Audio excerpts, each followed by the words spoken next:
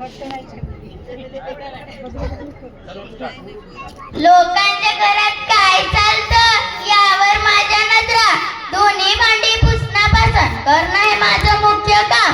इकडच्या तिकडं चुगल्या करून संसारात टाकते मी बाम टाकते. म्हणजे काही आतंकवादी नव्हे बरं का, पण की नाही माझ्या नवऱ्याला तर मी आतंकवादीच वाटते. असं थर्रा कापते की नाही तो मले.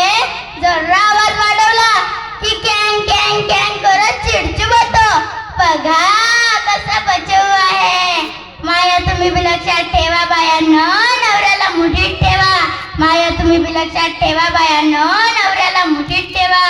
अहो गंगूबाई काय सांगू तुले, या लोकांनी मला उगीच बदनाम करून ठेवलं की मी इकडचं तिकडं सांगते. पण जोवर मी दिवसभराचं पुराण सांगत नाही ना तोवर माझं पोट लई झोंबून येतं, लई झोंबून येतं. बघा लई झोंबून येत आहे, लई झोंबून येत आहे. सांगूनच टाकते. परवा बघा आपल्या राजुऱ्याचं इलेक्शन होतं, त्यात बाई पैसाच पुरालता. या गलीत पाहिलं की नोट दाखवे, त्या गलीत पाहिलं की नोट दाखवे, नोटाच नोट दाखवे.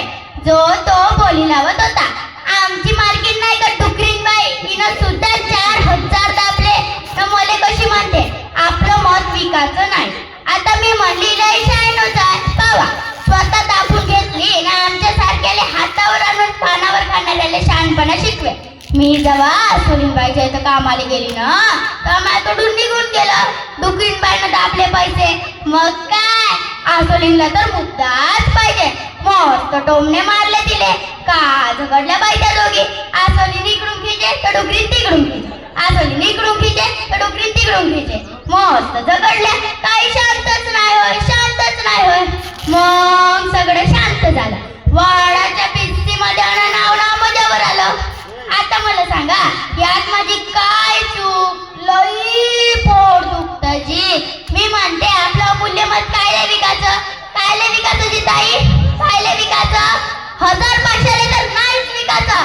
त्या 90ला तर नाही का जी भाऊ. मी माझ्या नवऱ्याला धमकावून ठेवलं 90 म्हणायचं नाही.